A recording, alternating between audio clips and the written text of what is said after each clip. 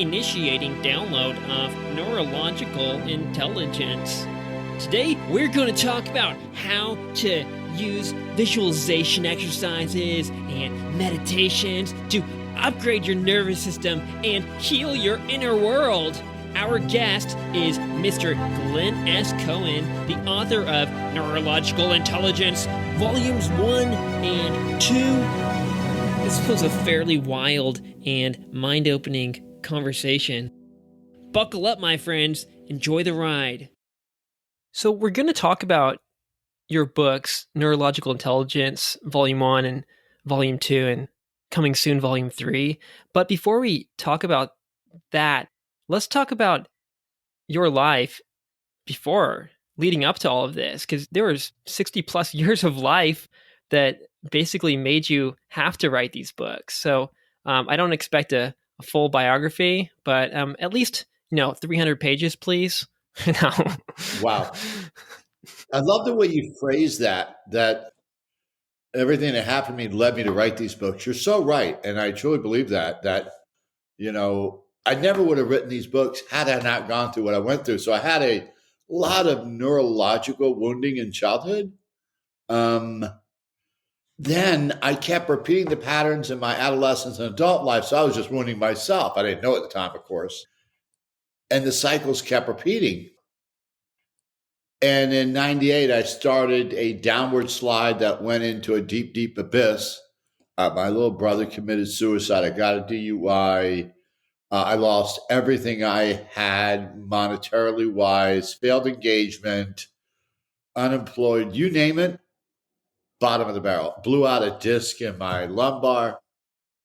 So I write in the introduction of Volume 1, my wife and I amicably separated in the beginning of 95. It was great. We were great friends.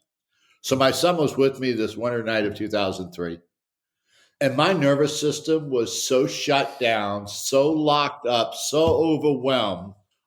I was just numbing with alcohol and cigarettes, just coping. And I was sitting there just staring aimlessly in the fire. My son was 10 at the time. And he came walking into the living room. And to this day, I remember, it was like, he came over my left shoulder and said, "Daddy, let's play." And I couldn't look at him. I could not look in his eyes. And I just stared straight forward and said, "Seth, please just go play by yourself. I can't." And I saw his face drop. And he walked back into his room. And that moment was defining. It started to crack the ice around me that I had used for protection. And then that's about 4 months later, July of 2003, for whatever reason, I went to Barnes & Noble's and I said, okay, I got to figure something out. Because even through the darkest of all this time of 2000, 2001, 2, there was this voice inside of me that kept saying everything is happening for a reason and you will find out why later. I had no idea where it was coming from, but I just kept hearing it. So I went to Barnes & Noble and I found Tony Robbins' book, Awaken the Giant Within, took it home, sat on my back porch and digested it, cliff noted into my laptop. And in that month, I found my purpose. I found what that voice was telling me, which was my job is to seek the best of the best and put it in one place to heal myself, understand why I made all the decisions post-childhood where I wounded myself, and how can I help other people. So I just went on a massive mission to study anybody and everybody out there. And then in 2014, of course, I didn't have enough clients to support me. In my prior life, I was a pharmacist. So I had to go back into pharmacy because I'd left it in 1994. And one of the things I had to do was, in order to reserve a day to see my clients, I became a floater pharmacist, which means you would drive to a number of stores like 2 hours away from Charleston, work 12, 14 hours and drive home. And it was my birthday one year, and this infomercial came on about an audio CD series. So I said, So for the next 6, 7 years, I listened to over 400 audiobooks. And I became an expert knee driver. And I had a little notepad and I'd make notes. And when I got home 10, 11 at night, I have 10, 12, 15 pages of notes. And I literally got my own PhD listening in that amazing. And when I finally, that beautiful car died, she was a Lexus. It had 435,000 miles on it, driving all those distances. So I left pharmacy in 2014 and I was able to attend live workshops, trainings. And that's where it really started to collate. We're actually immersing in experiential because I had all this knowledge, but I hadn't really applied the skill sets and the tools, techniques to apply the knowledge. So, and then that led to so many other things. And then in July of 2020, my inner voice spoke and said, "You're done. Start writing." And here we are. Even before the writing, though, I'm assuming you were using a lot of these tools and techniques. And from reading your books, they fall into a few different categories. A lot of them are top down. For example, meditations, visualization exercises, questions we ask ourselves. But there's also these kind of bottom up ones, tapping directly into our physiology, breathing techniques, movement patterns, things like that. But it seems to be very heavy, especially on the visualizations. What were some of the, I've mentioned some of them now, but what were some of the tools or techniques or strategies or whatever you want to call them that helped bring your nervous system and your brain and body back to a kind of safe, connected, happy place? Well, I'll tell you, number one, meditation is a bottom up, not a top down. Okay. So, particularly the way I use it. Yeah. Okay. Because everybody uses meditation in different ways. Right. So, I call them strategic, intentional meditative experiences. We're sensory data supercomputers. The three most important sensory data are see it, hear it, feel it. So when we create, allowing our unconscious mind to let go of the present, we can go into the past, use sensory data to reprogram anything we want. We can never change the content of anything that ever happened to us. We can change the context for how we made sense of it, which creates the rewiring codes. So I went through, oh my gosh, beginning in 2014, 15, I went to so many different trainings that elevated up, started teaching me. I think the first guided meditation that I really experienced that was the Mankind Project New Warrior Training Weekend. Amazing. And then I did 2 different rounds of NLP training with 2 different masters over a course of 2 years. And inside there, I learned a lot about how to use sensory data. That's really what it's about. And then in 2019, one of my clients told me about an ayahuasca journey. They'd gone to Costa Rica. I said, how am I going to advise my clients if I don't experience it myself? And I'm always looking to work on myself. So I went down to Costa Rica February, traveled 3 hours south of San Jose in the jungle. I didn't know where the hell I was. We did 2 ceremonies. And I love telling my clients, because I tell them everything. I said it was like wrestling an alligator inside my body. There was so much energy, and I was trying to control, and I affectionately call her Mother Ayahuasca, that I wasn't surrendering. So I said, whoa, there's something to this. A month and a half later, I gave myself a birthday present and went to Rhythmia in Costa Rica and did 4 ceremonies there. Addicted. It was really cool. What's that? Addicted. I'm joking. No, ayahuasca's great. I've never done it, but I this ayahuasca VR experience. It looks amazing. Yeah. It is. Well, everybody's different. Yeah. I remember when I was at Rhythmia, I met this gentleman who was multi-tour through Iraq and Afghanistan, had this horrible PTSD. And by the end of the week, he said it was gone. And so I'm always searching for whatever. I tell my clients there's never judgment in my room. In our world, judgment only creates resistance and inflexibility. So then somebody told me about this woman who was running a retreat in Peru. So in October, I went down there for 10 days. And this is the actual place. And the shaman there was a 5th generation master shaman. And that was an amazing experience. Having ceremony, very basic. You sit in your hut all day in sacred silence and just the world stops and you just reflect and you go inward. It's a beautiful experience. But of course, that didn't stop. And then the next round of journeys that I took was going to Sedona, Arizona, as you can see over my shoulder, in honor of my trips out there, that picture. And there's a wonderful organization called Sedona Solar Ventures with a network of incredible practitioners who work with energy. Any area you want to work on, they have. I guess they all collect in Sedona because it's so spiritual there. And did a tremendous amount of work there. And it's really, if you allow your unconscious mind to guide you wherever it wants to go, it will take care of what it needs to do. Yeah. And the title of your book, series of books, is Neurological Intelligence. Why did you choose that title? And what were some other titles that you were playing with? And how do these titles, or maybe this only title, how does it sort of explain your overall framework and methods? Great question. It came to me over the last few years. Daniel Goleman came out with emotional intelligence.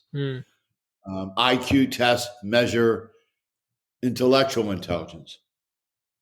And in my world and the way I think, it's the nervous system that everything else falls under.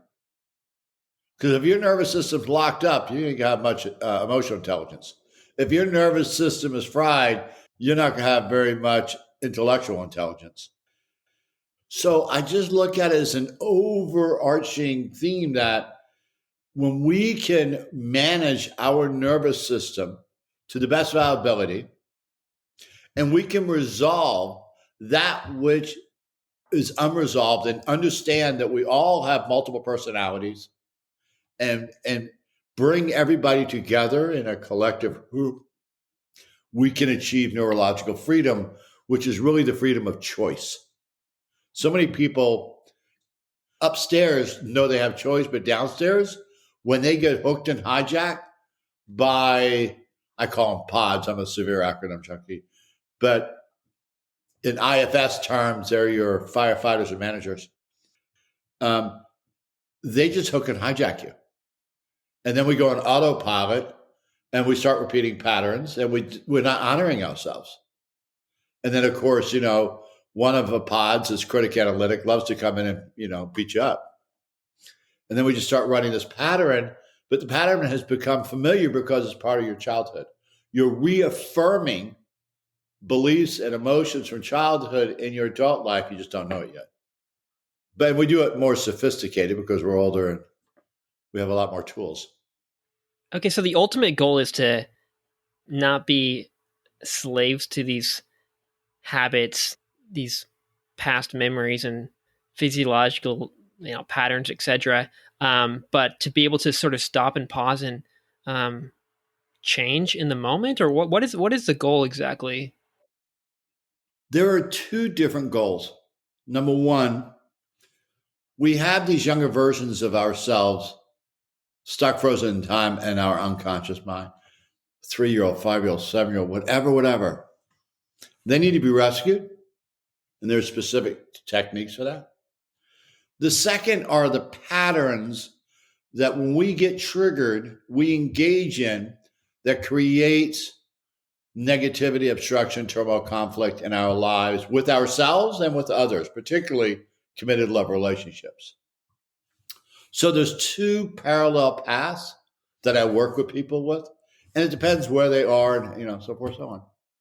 But in volume 2, the first couple sections are really tools and techniques for the patterns in the present moment. And the fundamental strategy for that is called stimulus gap choice.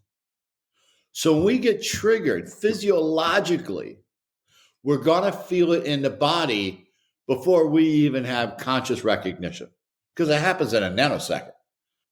So when we can use that physiological reaction, the stimulus, and then we can apply the techniques of active imagination and back it up tools, visual, auditory, kinesthetic, and we create a metaphorical image of it. That is sensory data. So it's almost like I tell the metaphor in the book of you get triggered, you're in the cockpit of your own airplane, and you're ready to rev off and take off of a reactive runway, and 100 squadron of planes drop green gumdrops all over the runway. You can't take off. So when you bomb your sensory data neural pathway with humor, goofy, funny, silly, that's the opposite energy, you interrupt the pattern. Now, it doesn't happen overnight. Repetition is the mother of all learning. So, but if you create a strategy and you can identify that body sensation and let that be your early warning alarm sign, which wakes up your prefrontal cortex and goes, whoa, what's going on down there? I just bought myself 2-3 seconds where normally I'd be on autopilot, I'd be reactive, where I'd either shut down or go into chaos. So now we can apply the tools inside that gap, increase it a little bit more to ultimately give us a chance for choice to respond and not react. And when we do that multiple times, we'll notice that the frequency, intensity, and duration of the triggering event will be decreasing over time until it's like a mosquito bite. How do you create that gap? How do you sort of stop that car from, plowing forward through that, rocky hill that you don't want to go down anymore, and open up that gap, that 2 or 3 seconds, or maybe it can even become 10 seconds or something? How do you even get any kind of pause? What are some techniques or tools or something to get there? Yeah. First is the body. The body is your early warning alarm signal. Then there are so many different tools I offer in volume 2. One of them is really the most important thing is sensory data. In section 2 is the M&M technique, how to monitor and modify reactive patterns. And the first 4 steps are just to overload whatever neural pathway is with sensory data. But the thing is, you have to practice it over and over again in order to become unconsciously competent. So when it happens, you automatically go to it. And I tell people, I said, it's amazing. I meet so many amazing people who will spend so much time, energy, and effort on something external, but they won't do the same for the internal world. I said, you got to practice this. Let's come up with a strategy. Everybody come up, I give you the broad outline, but it's your movie. I call it a Mel mini movie with massive amounts of sensory data. Make it personal. Keep it light, humorous, goofy, funny, silly. A scene of a movie from the past that no matter whenever you think about it, makes you laugh. And then dumb it up, embellish it, make it just goofy as hell. So there's 4 commands that you use at the beginning. How high is my NSI, nervous system index? You're above a 6, that's when shift happens and you're a reptile, right? I have cause for a pause. So now we're integrating conscious, unconscious, because my conscious mind is sending a message downstairs saying, hey, let's take a pause right now. Number 3, breathe and release the energy. There's nothing better than the breath to release whatever energy and get your NSI, your nervous system index, below a 3. Because if we're above a 6, we are not rational, analytical, or logical. You can't have a conversation with yourself or anybody else. And then the fourth is shake it out because we have a reptilian brainstem, you know? It just lowers the activation so that then you can go to the next step to reevaluate the meaning you assign that caused your nervous system to get reactive. And once you do that multiple times, it changes. It's just rewiring. Can you provide some specific examples for breathing patterns, exercises, and shaking ones? I can imagine them, but yeah.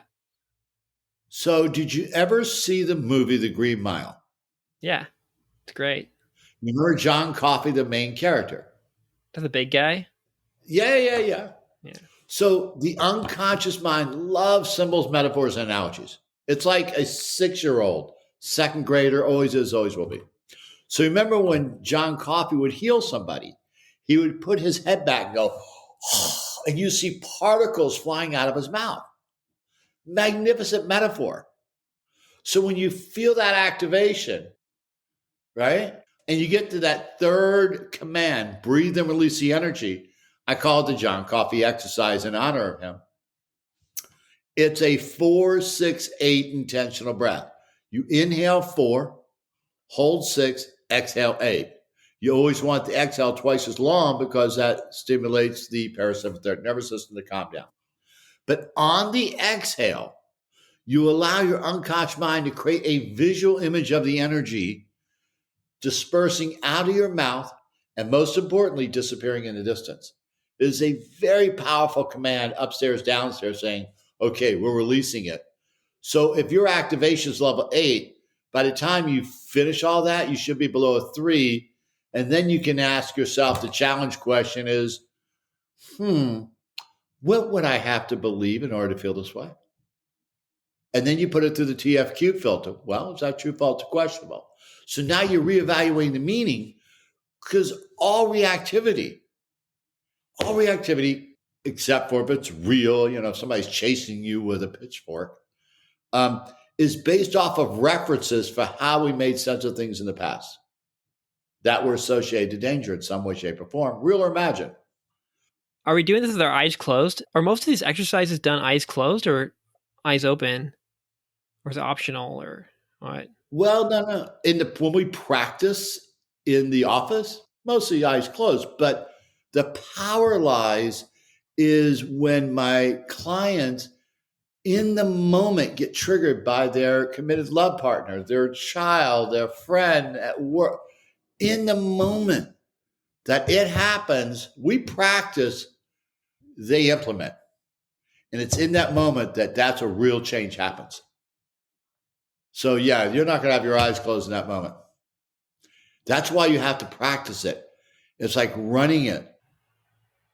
I wonder if we were using technologies like virtual and augmented reality to create these visuals, if that would have the same effect as if our eyes were closed and we're using our actual imagination. What are some differences you think between watching this, say, on a movie screen in front of you, or even better in virtual reality in 3D space, augmented reality or whatever, versus eyes closed and it completely coming from your inner world, not from the outer world? Even if the outer world is very imaginative looking and it basically looks the same, it's coming from the outside. I hear you. So let me ask you a question. Which one feels more real? You're running in the 100-meter race, the gold medal round at the Olympics. Number one, you're watching yourself running it on a wonderful giant TV screen. And number two, you're actually there running it. Which one's going to feel more real? Yeah, actually running it, of course. So when you create the sensory data yourself and make it personal, it's more real. And the more real it is, the more you convince the unconscious mind that it is real. That's my point. Yeah. And you're talking about in these exercises, you want to be real and authentic and vulnerable and be true to yourself. It's a goal. Yeah. How do you know what's true exactly, though? Because we have all these different parts of ourselves, these different things going on. How do you know what to trust? We got this conscious mind telling us these stories. We got these emotions down here telling us this and that. What are we supposed to believe? Who are we? We are multiples. And as long as we're okay with having multiple personalities, which is normal human experience, we can start learning how to differentiate. Like we have nubs, neurological unresolved bundles, the younger versions of us that cry out sometimes. And when you get triggered, if you can be mindful and go, how old do I feel right now? You will say 5, 7, 12, 15, something. You'll recognize it if you're honest with yourself. And then we have our pods, our protective personalities that will hijack us to protect these little ones. But the third aspect is Mel, the mindful empowered leader. And in the 21 premises of neurological intelligence, the last one is the law of 80-20. We're all imperfect. We're never going to be perfect. It's the journey never ends. We just get to hopefully to higher levels, right? So we strive for 100. We're grateful for 80, and we manage the in between because it never ends. We're flawed. We're vulnerable. We're imperfect, and that's great. So it's really when to differentiate the three aspects of the inner world, learn to connect as best you can with your Mel and let Mel come in and manage these other aspects. You know, one of them is called the rebel. I'm intimately familiar with that pod, all right? A lot of guys will have a rebel pod. And it's just, it comes from childhood. And I know exactly who he's protecting. And sometimes he pops up and I go, oh, hi there. Yeah. Now, sometimes I might not realize it for a little bit of time, but eventually I do. But the thing is, as long as we don't create more inner conflict and we start learning how to love all these aspects of ourselves, life becomes much easier. And that's where we start gaining more and more neurological freedom. Yeah, I'm still trying to get a grip on all these acronyms. And actually, when I read that book, I was getting a bit confused here and there. I needed a glossary right next to me, but I didn't have it. It's on the website. Pod. What is pod again? What is a POD? Get into some of these acronyms in terms of the characters. Don't go too deeply into it because there's a lot of them. But what's a POD? Yeah, pods are there's three aspects of the inner world. Nubs, neurological unresolved bundles of energy and information. Pods are personalities of offensive and defensive strategies. And then Mel, the mindful, empowered leader of the inner world. But yeah, all the acronyms are in a PDF file on the website in the resources section. It's like a whole new language. Okay, but some of these are like characters, sort of different personalities inside of ourselves. And sometimes battling against each other, sometimes loving each other, sometimes not talking to each other, etc. Kind of like in internal family systems or something. Okay. Oh, it's directly based off of Richard Schwartz's work. I studied him a while ago, and it didn't really register with me. Then somewhere around 2017, 18, I revisited it, and it goes, oh my God, that's the missing piece. So, yeah, I honor him. In volume 1, I mentioned that, the pods are based off of the IFS work and Richard Schwartz's model. And yeah, very much so. But so I created, after all the years, I started creating fun, cute names because you always want to keep it light, And so clients will start naming their own pods. I said, okay, I'm going to add that to the list. And the list just grew.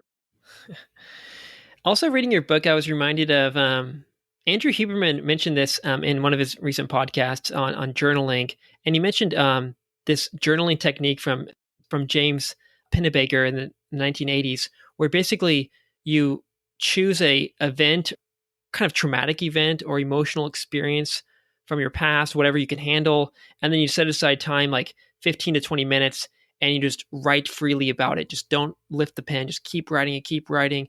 Be honest, be open, and reflect on the writing. And then, this is the crazy part, do it again, again, and again, and again for like 4 or 5 days straight, ideally, or Maybe you could spread it out, but it seems to be more effective if you repeat it in these sort of quick bursts, day after day after day after day. And then what they saw is like people got healthier, people kind of overcame some of these traumas or whatever you want to call them. Their relationship with their internal family, I guess, got healthier. This is a writing based exercise, but it's also kind of tapping into that unconscious and the imagination in a way. How do your visualization exercises relate to or differ from a technique like this? So journaling helps a lot of people. It's very expressive for people who love to write now. I think, and what I teach is instead of using the pen, we allow the unconscious mind to create a movie. So once we go through the reclaiming process and do some of the steps, I tell people, okay, you now have the tool. You now have the technique. Do it every day for 3 minutes for 33 days. Every day. Every day, either morning, night, for 3 minutes for 33 days, because the unconscious mind works off of repetition. It's the mother of all learning. So when they repeat, whether they have rescued the little one or they have transformed one of their protectors, after you do it and you create such a visual movie that the unconscious mind now has the references for a neural pathway to believe that it's true. That's really the bottom line.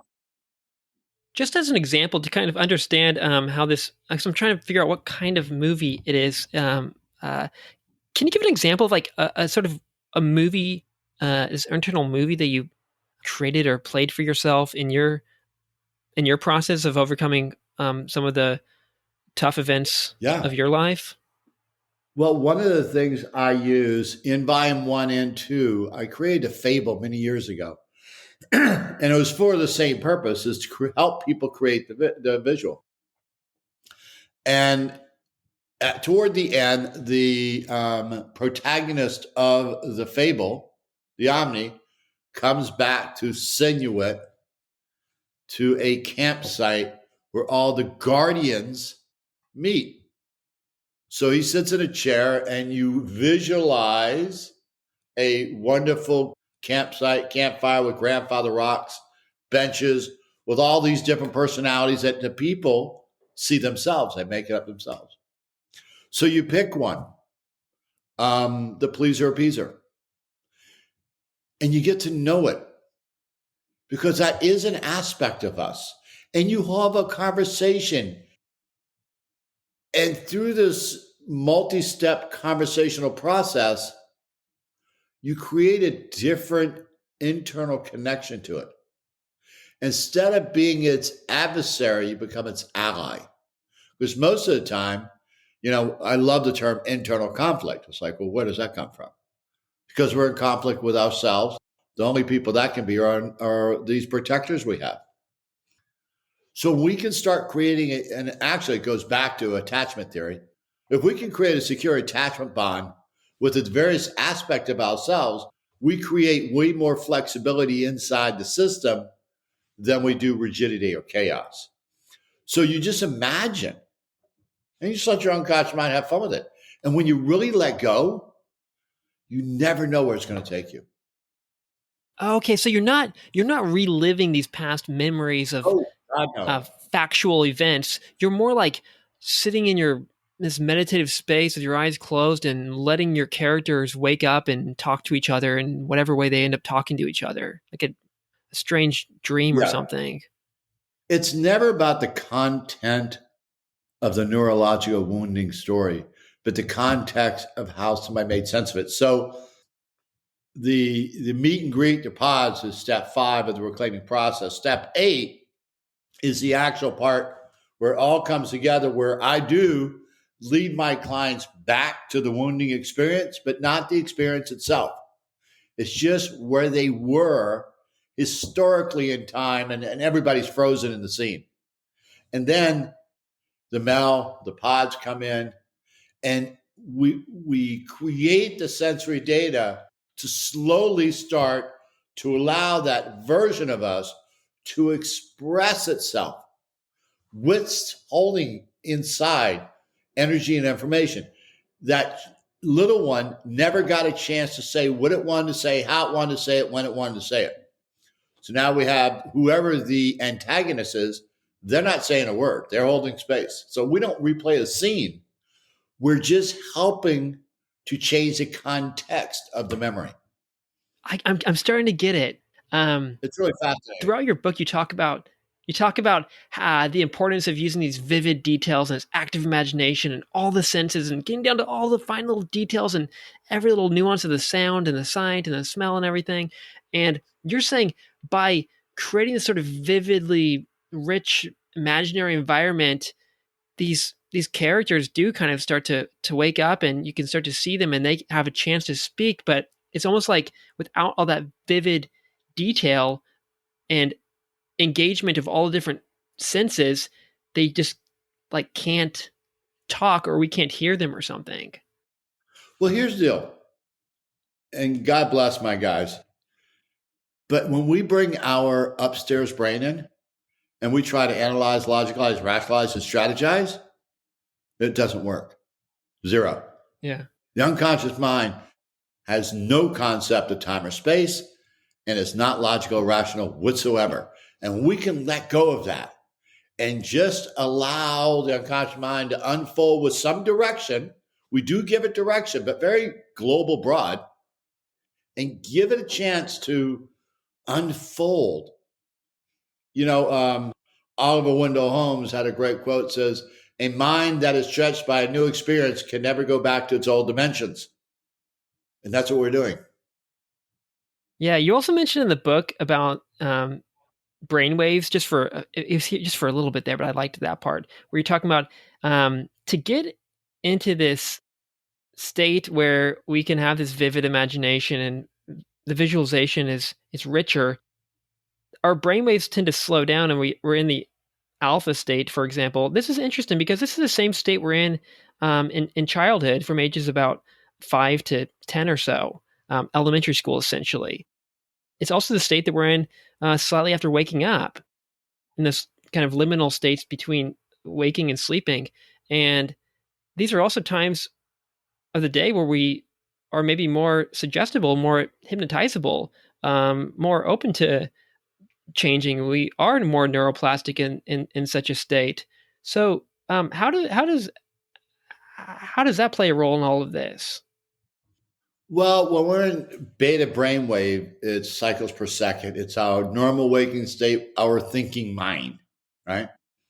So when we use breathing techniques, like at the beginning of some of the work I do with my clients, I call it an induction, where I will talk in my meditative voice and I'll offer suggestions for them to relax and slow down and go downstairs out of upstairs, and all these suggestions to slow down, which is leading them to go into the lower alpha upper theta state.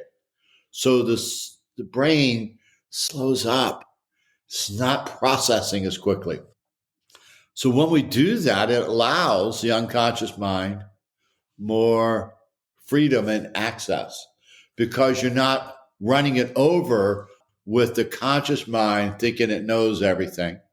And it's allowing the unconscious mind the freedom to search for its own truth and to present it without any analyzing, logicalizing, rationalizing, and strategizing. Because that's what gets in the way. Yeah, and it's amazing. I started playing with these self-hypnosis podcasts and scripts and things, and they just knock me out to sleep. They're like, imagine you're in the Caribbean island and the bed's so soft, and it just starts going off and off and off. That's the same thing. And I was like, oh, and I was like, I thought the deepest dreams, and I was like, oh, I sleep so deeply. I'm like, wow, I can't even finish the episode sometimes. It's like 30 minutes. But yeah, it kind of like that. Well, and I'm a certified hypnotherapist, whatever. Wow. Yeah, hypnotherapy has a negative connotation. It's I like know. nobody can hypnotize anybody. All it is really guided meditation. That's all it is. Yeah, it is. It's the same thing. Yeah. But in the old days, people like to use that word, and you know, I Yeah. never use that word. So Yeah. I call them SIMIs, strategic, intentional, meditative experiences. Yeah. So what you just explained is somebody made suggestions. You accepted the suggestion. You created this little movie in your mind. So you were distracted. You allowed yourself to go to lower alpha, upper theta, and finally went down to delta, and you went to sleep. Yeah. Tell us about your ayahuasca experiences, and what are your thoughts on combining psychedelics with these strategies in your books? For me, the ayahuasca journeys were such an important part of my journey. But everybody's different. Not everybody's called to do that type of work. It takes commitment. It takes belief. You know, a lot of people hear about it and roll their eyes. Oh, you're going to go trip or something. It's very ceremonial, very sacred. Um, there are a lot of studies out now. People studying psychedelics from ayahuasca to ketamine, so forth, so on, showing it has a lot of wonderful benefits if used correctly. Just like anything else. You know, if you have a strategy tool technique, it's how you use the technique that matters, not the strategy tool itself, right? If we're going to build a house, I give you a hammer and you use the hammer backwards, you ain't going to do very well, right?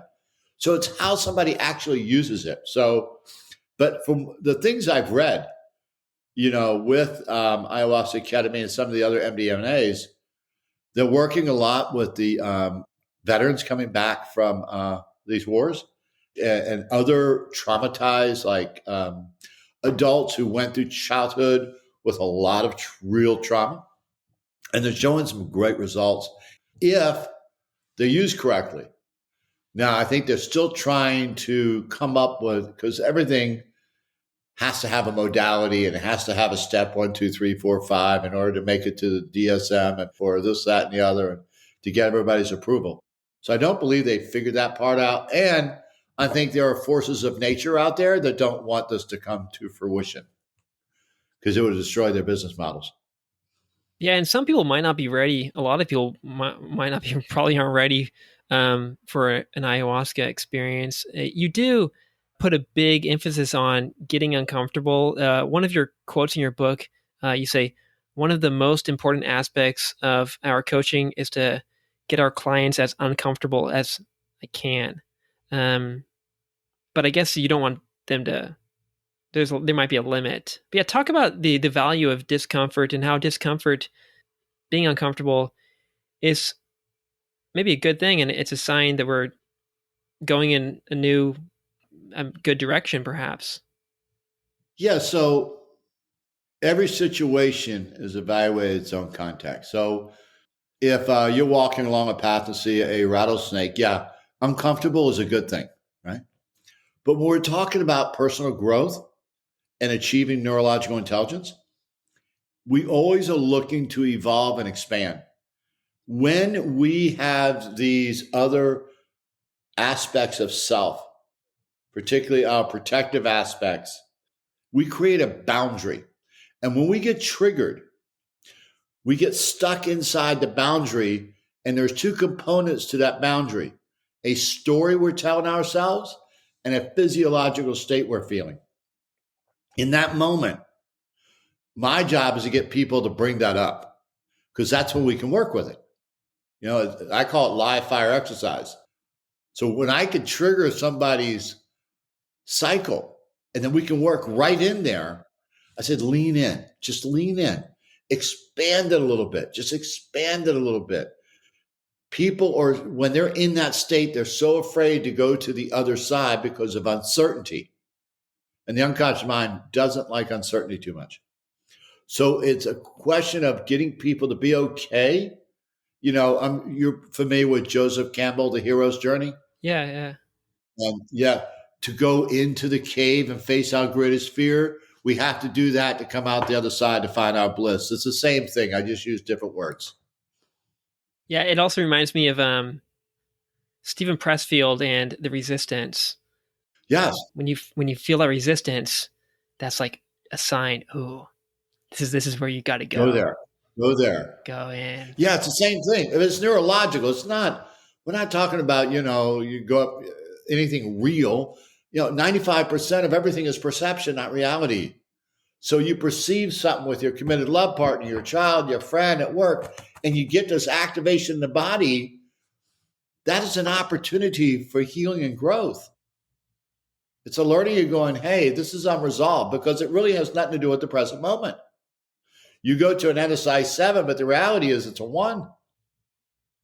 Yeah, but that scary feeling, that feeling of discomfort is based off some danger. Most likely, it sounds like you're saying from our past, a danger that's no longer present, but it could be a present danger. Maybe we still are not in a safe state. So how do we kind of decipher?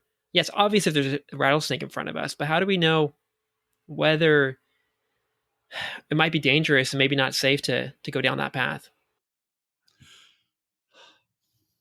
Well, if you're in an abusive relationship and somebody keeps beating you up, that's pretty obvious. Yeah. Right.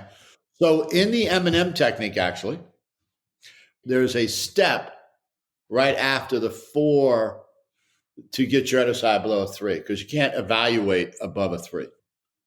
So you remember when I was young, I used to go to the county fair, and there was something called a striker game, where you had a sledgehammer, you hit the base side, the bell would go up. Yeah, we still had it when I was a kid too. Yeah. Right? And imagine 2 of them side by side.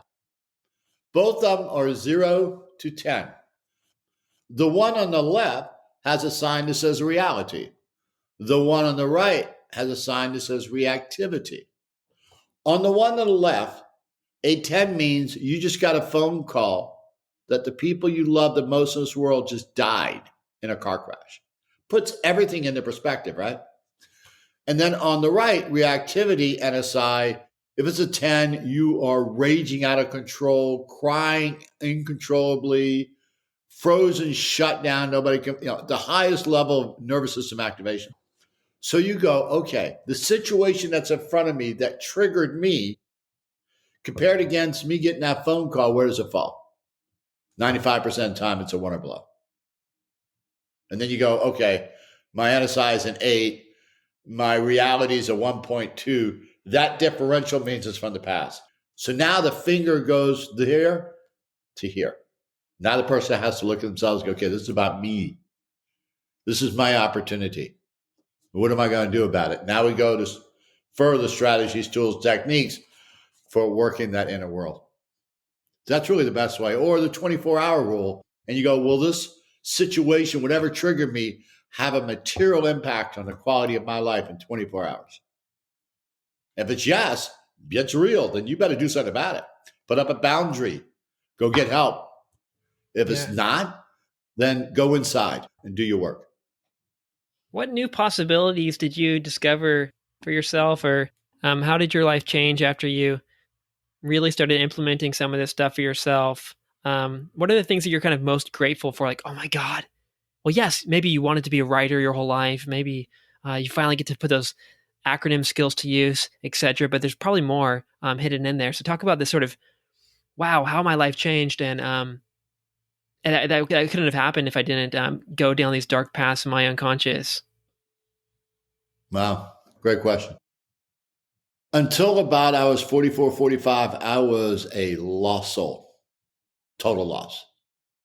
And even until recently, I've been through so much, even in these 20 years that I've been doing this, that kept bringing me situations to trigger in order to grow. I was in a relationship, very chaotic, like 2013, 14, 15, that really led me to study trauma and codependency and even go further into doing things. So if I had to nail one thing, it's that I feel so honored to fulfill a purpose that I know the universe has blessed me with, which is to put this together, do what I can to serve whomever shows up, to help as much as I can, heal the unresolved, the people that I know. I'm still doing my own work.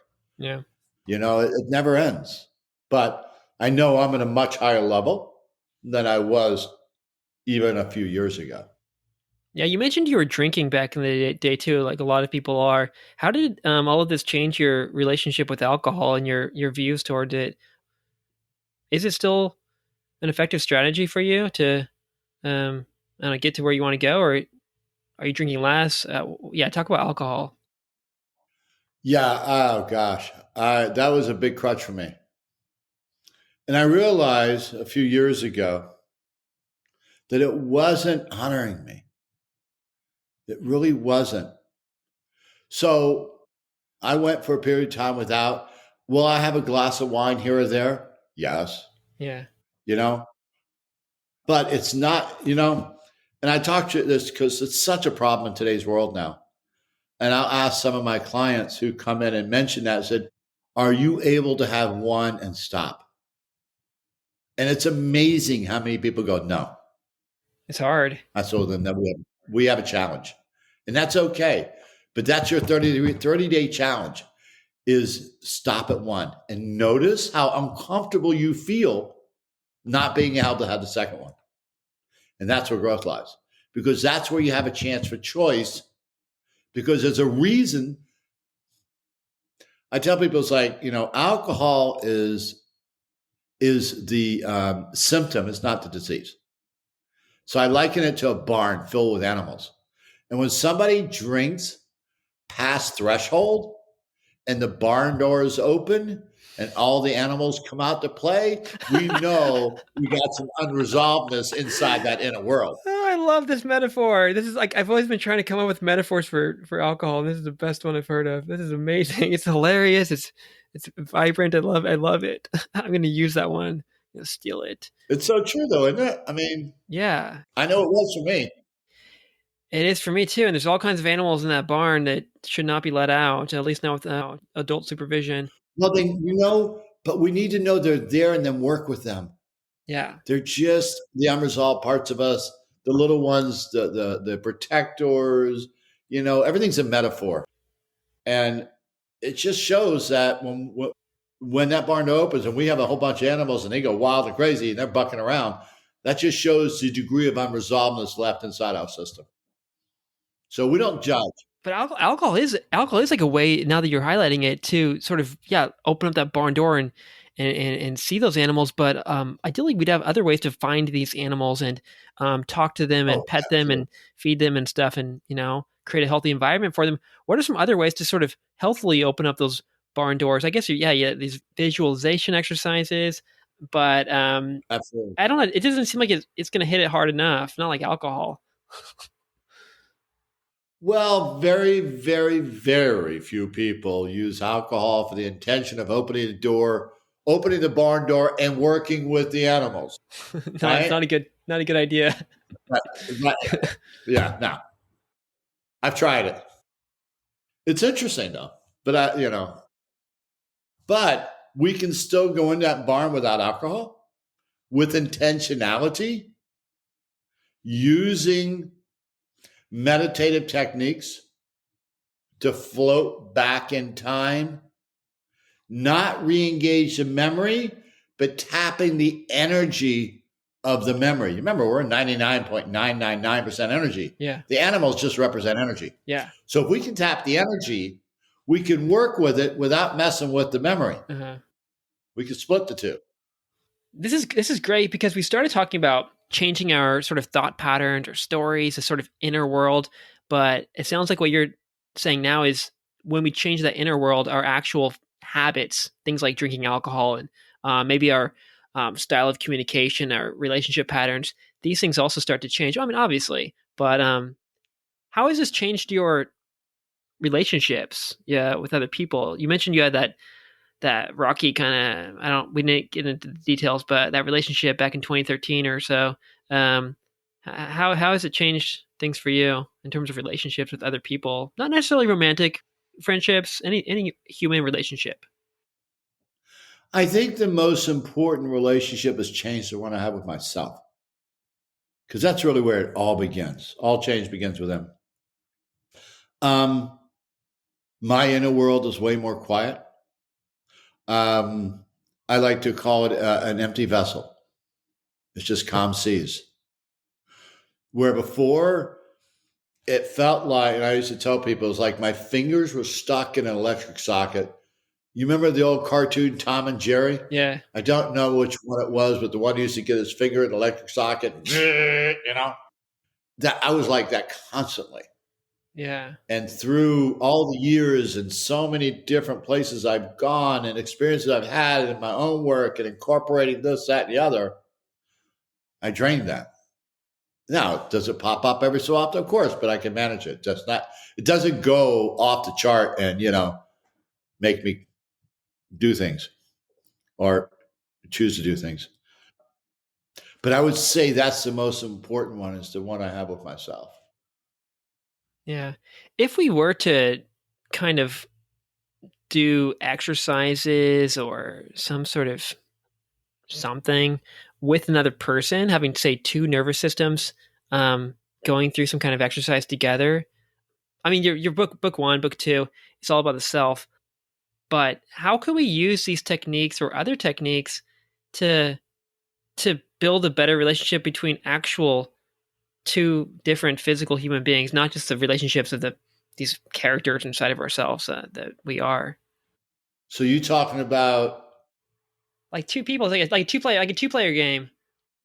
inside or outside? Outside, like you and your wife and you and your friend. So like a committed love partner. Yeah.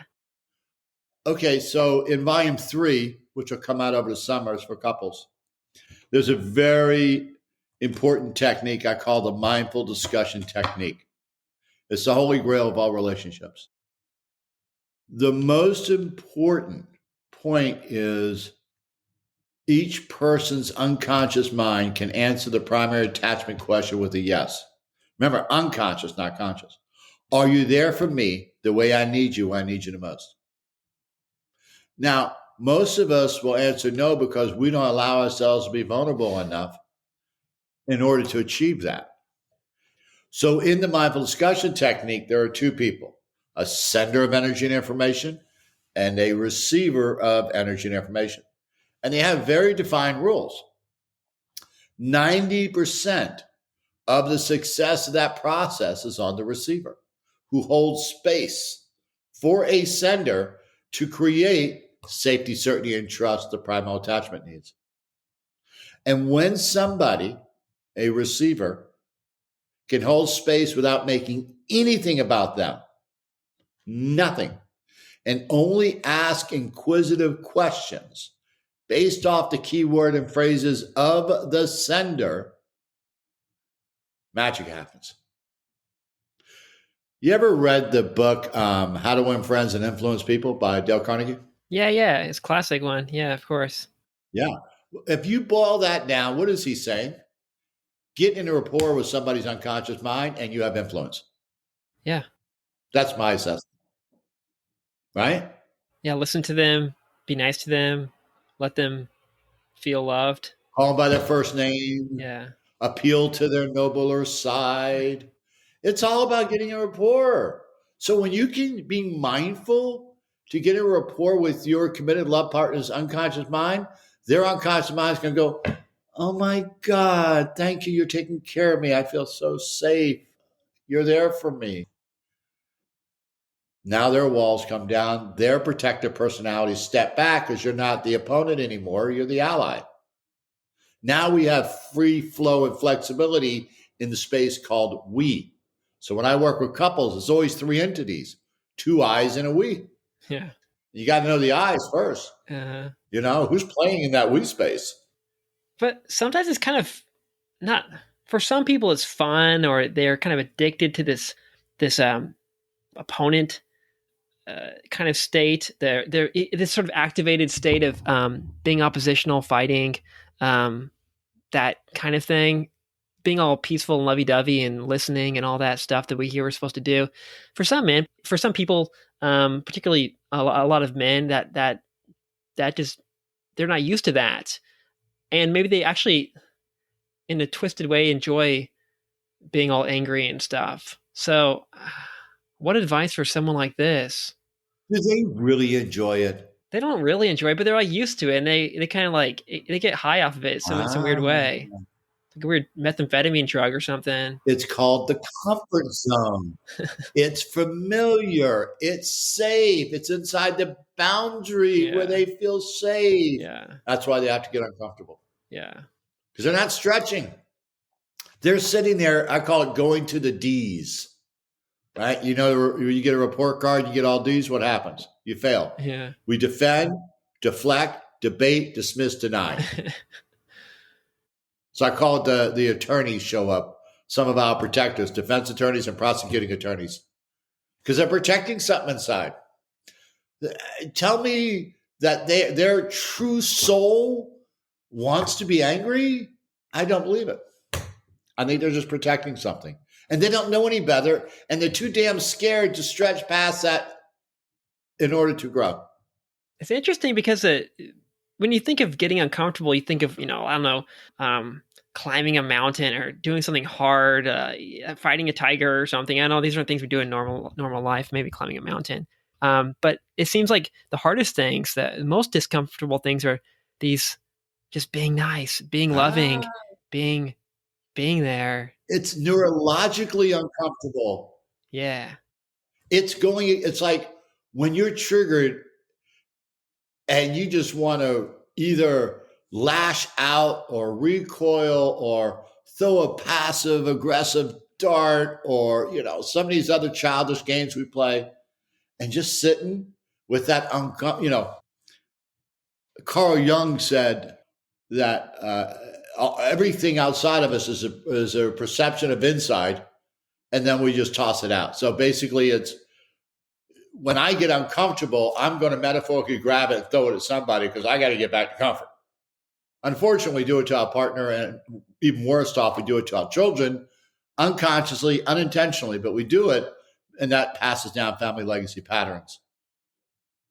But it's sitting with that uncomfortableness and not doing anything. The neurological uncomfortableness, when the nervous system gets activated and we feel it in our throat, our heart chakra, our solar plex, gut, groin, and we don't do anything. We increase the gap of time. We go inside. We reevaluate the meaning we assign and realize the meaning has nothing to do with the present. It was unconsciously associated and activated by unresolved implicit memory from 30 years ago. But implicit memory, we don't retrieve it. It retrieves us outside of awareness. And that's where the game is played. Yeah, and then we have these tactics, these ways of kind of getting around tough situations in our life. For example, there's these people who fight. They're attacking other people and they're screaming at them and stuff. One thing I find in myself is I resort to comedy. I make a joke. I try to make a joke of everything. But I think to myself, before I thought, I want to be a comedian. I think comedy's like the best thing. But the more I look at it, I start to think, no, this is like another kind of weird protection pattern. I'm making these jokes because, I don't know, out of lack of confidence somewhere else or something. But I know we need to finish real soon, but let me say one thing. I want to clarify this for you. Yeah. You know the pods, protectors. I break everything down really simplistically, right? Green empowered, red disempowered. All patterns are one or the other, right? Yeah. All of these protectors, these pods, have two sides. They have a green side and a red side. Oh. The green side is you're a funny guy. Great, fun. You know, as long as you're not using it to get significance and connection, and you're just being your Mel because you are naturally funny. It's your gift. The red side is when you're using your humor to get out of uncomfortableness. Yeah. Because you're running from something. So there's always two sides. So be mindful, love your green, and work with and manage and love your red. But Let's work with that red and turn more of the red to green. Yeah. You mentioned this 80-20 rule. What's part of your 20% still that you're still trying to grapple with? Oh God, you love just bringing it back to me. Yeah, it's all about you. It's a Glenn hour. I still have a hypervigilant nervous system. Yeah, I still have a hypervigilant nervous system. It's not near what it used to be. Um, I am so passionate about helping people and that my work that sometimes I get so amped up and I'll interrupt people not because I'm being obnoxious. I like to be efficient with time and I want to help. And it's like, okay, but I want to give you this. It's a gift. It's a gift, Yeah, I'm same. Yeah. And it's really just, okay, let it flow, let it flow. I know you're excited. It's like a kid in a candy store sometimes, and I'm starting to learn that give myself some grace. I've been going nonstop now for almost 20 years. Yeah. In particular, last 3 writing all these books. And by this summer, hopefully all of them been published, recorded. So I got to go back in the recording studio and do 3. It'll be interesting then, but then the next level is workshops. That's where I can't wait to get to, is getting in front of people and actually bringing people on stage and working with them and watching people watch and seeing it live and doing webinars on that. And I want to do a coach training program to certify people in this modality to create an army to help others and pay it forward. Yeah. I think that's what I'm so excited about. But that's great because it does highlight the fact that it's a long, ongoing process. We got to repeat, and we're never going to be perfectly there. But we can change ourselves. We can change our nervous system, lighten up and brighten up, and make our inner world more beautiful and happy and calm and safe. Just love all aspects of self. Love it all. And life is a journey. The mountain has no ending. It's a climb, a plateau, a climb, a plateau, a climb, a plateau. And be kind with your mind. Right? So many people are terrible with their mind. They're so self-abusive. Be really kind with your mind. Protect your internal dialogue, your ID. And just do the best you can because you're and we're all schmageggies. We all have our stuff. We all have our unique, special brand of weirdness. And it's okay. Love it. Work with it, but love it. Because whatever we resist persists. So we want to create flexibility so we don't create resistance. So the more flow we have, the more flexibility we have, the more freedom we have. All right. So your books, Neurological Intelligence Volume 1 and Volume 2, they're available on Amazon and I guess normal places where people buy books. So you just Google it, you can find it. Where should people go if they want to connect with you, if they want to get a coaching session or 20? Also, it's available on Audible Audio. So I've recorded them all. It's my voice. Oh, awesome. To connect with me is my website, Center4NI, CenterForNI.com. There's a wealth of information on there. I have on the free resources, there is a language of NI with all my acronyms, and also a lot of meditations where I recorded beginning introductory, teaching people how to do these semis. So it's a fun way of beginning. So that's out there for free. And if you want to book an initial interview to interview me, I never charge for interviews because I think it's ridiculous to charge somebody to interview you. Send me an email off the website. $40,000 an hour.